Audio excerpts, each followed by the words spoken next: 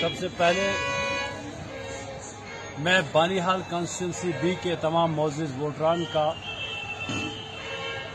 बुजुर्गों का, नौजवानों का, अपनी माओ बहनों का हाथ जोड़ के शुक्रिया अदा करता हूं कि जिस जोश और जज्बे के साथ एक निहत्ते गरीब इंसान के साथ उन्होंने ताउन दिया, मेरे लिए ये किसी कामयाबी से कम नहीं।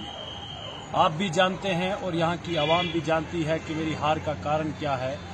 मैं आज मीडिया के सामने वो चीज़ें लाना चाहता हूँ। अगर आप एग्जिट पोल देखोगे, जो लोकल एग्जिट पोल था उसमें मुझे 2730 वोट लिखे गए थे और मैंने 2710 वोट लिए, लेकिन यहाँ पर कहीं न कहीं सियासी सतह पर कांग्रेस का बीजेपी कैंडिडेट के साथ दोस्ताना रहा और डोलीगाम नाले का वोट जो है उस पंचायत में जो सरपंच साहब थे उनका वोट वो अपनी तरफ लास्ट मरहले में वो मैग्नेटिसी ताकत लगा के, जिसको हम सबसूड़ बोलते हैं, उससे वो खींच के ले गए। मेरे लिए एक इम्तिहान था, मेरे पास खोने के लिए कुछ नहीं था। अल्लाह ने इतनी बड़ी फौज दे दी और अल्लाह से दुआ करता हूं कि मैं इनके साथ साथ इनके दुख दर्द में काम करता रहूं। इस इलेक्शन ने मैंने ज़िंदगी में दो बड़े सबक लिए हैं।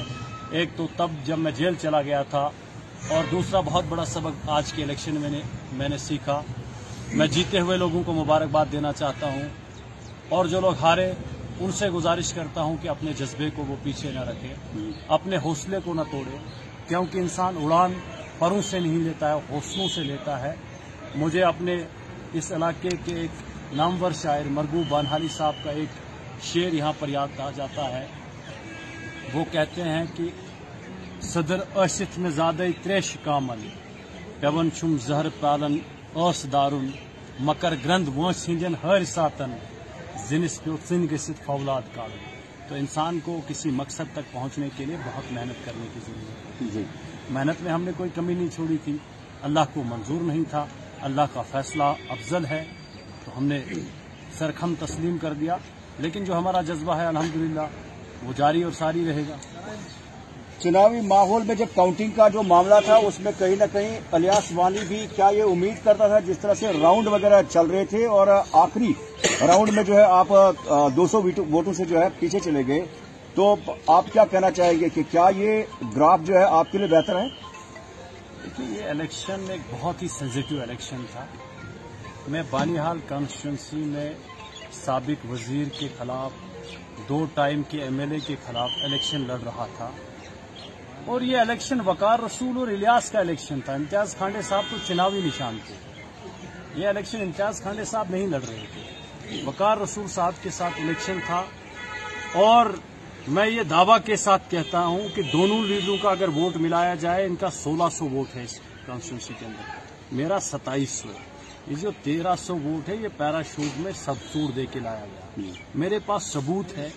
लास्ट के दिनों में इनके वर्करों ने मेरे लोगों को वीडियो कॉल की जो रिकॉर्डेड है। मैं तो नाम भी ले सकता हूं, लेकिन अब मैं हुजूर पाक से उनका उम्मती हूं, किसी को बेनकाब करना गलत बात है। इलेक्शन में मुकद्दर में मेरा नाकामी लिखी थी, अब उन बातों को सामने नहीं लाऊंगा। लेकिन मैंने, आप देखो कि शहर में इनकी जीत के चर्चे से ज्यादा मेरी हार के चर्चे हो रहे हैं। जाहिर सी बात है कि लोगों का प्यार हमारे साथ है, लोगों की दुआएं हमारे साथ है। हम 2 सीटों पर इलेक्शन लड़ रहे थे। एक सीट हमारी बहन ने, राबिया राशिद जी ने, एक अच्छे मार्जिन से जीती। इस सीट में बेसिकली मेरे साथ गैर तजुर्बेकार लोग ज्यादा थे। 1 मैन शो था, जो सीधे लोग थे, जिनको सियासत का उतना इल्म नहीं था। और खुदा की कसम खा के कहता हूं कि ये जो ये इल्जामात लगा रहे थे, कभी बीजेपी, कभी कुछ, कभी आरएसएस, आजकल मुझे रिपोर्टिंग आ रही है बीजेपी वालों को यहीं से फोन करें, जनाब हमारी 2 भी ले लो। वो बोल रहे हैं जनाब when the product is useless marketing will not effect। ठीक है साहब। चलिए, जब काउंटिंग शुरू होने वाली थी और आपने सुबह जो है काउंटिंग से पहले रामबन में मेरे साथ बात की और वर्बली मैंने आपसे कहा था कि या आप 200 से जीत जाएंगे या आप 200 से रह जाएंगे। आप क्या कहना चाहेंगे? जो गुलिस्तान की सर्वे है पूरे रामबन जिला के अंदर, आप इसे क्या मानते हैं? Sir, after all you are the master of strategies. आपकी सर्वे बहुत अच्छी थी। क्या लाएअमल रहेगा आपका मुस्तकबिल में? लाएअमल वही है जी, लाएअमल वही है। जब मैं 8वीं में पढ़ता था तब से समाजी कारकुन हूँ। लाएमल वही रहेगा। अभी लोगों के साथ जो वादे किए हैं जी उसको स्ट्रेटजी करके जी प्रायोरिटाइज करके उन पे काम किया जाएगा। अभी मैं जा रहा हूँ, इलियास वाली मनाली रुकने वाली चीज नहीं है। अभी 2:45 टाइम हो गया, 3:30 से मेरा कारवान शुरू है।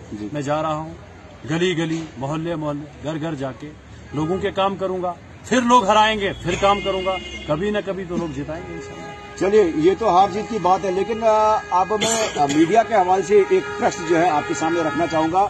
जिस तरह से चुनावी माहौल रहा पूरे रामबन जिला के अंदर, जिस तरह से नेशनल कॉन्फ्रेंस ने 6 सीटें अपनी झोली में डाल दी, बीजेपी का आपने पहले एग्जिट पोल में दिया था 3 आ गई, कांग्रेस के लिए हमने कहा था कि 2 सीटें 2 ही आ गई। और क्या आप मानते हैं कि रामबन जिला के अंदर जो है पॉलिटिकल सिनेरियो जो है ये चेंज होता हुआ दिख रहा है? देखिए सर, हमारी औकात नहीं है वो बात करने की, because I have lose the seat. So far as the situation is concerned, the situation of whole अस्वाइल state is going to be change, because people have categorically rejected the old faces. यहाँ कुछ और वजूहत की वजह से कांग्रेस जीती, लेकिन अगर आप देखेंगे जनाब दिल्ली के अंदर अक्सर नए चेहरे सामने आए। अब जोड़ तोड़ की सियासत में कौन जीतता है वही सिकंदर बन जाएगा। अब तो दौड़ लगी है, क्या पता बीजेपी बनाए, बीजेपी बनाए। चलिए, बहुत बहुत शुक्रिया, आप ऐसे ही रहेंगे। मैंने और 2 लोगों से जो है बात करनी है जी।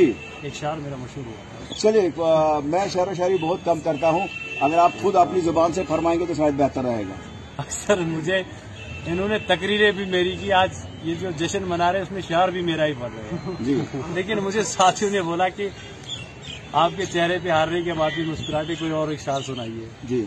तो मैं बनो कौशिर पुट शार वस वच शेठ मेरी वैसे हिशी का था वही क्या है एक दादगिरी वैसे हिशी का था सठा ओसुक तोत्स लीडर दर जवानी मज पार्टियन कर सारी दरबदरी वैसे हिशी का था। चलिए, ये शेरो शायरी के अंदाज में इलियास वानी, जिन्होंने सीट जो है अपनी हारी है 200 वोटों से, और बनिहाल कॉन्स्टिट्यूंसी जो बी की जो सीट है इसमें कड़ी टक्कर थी, यानी जहां पे कांग्रेस के साबित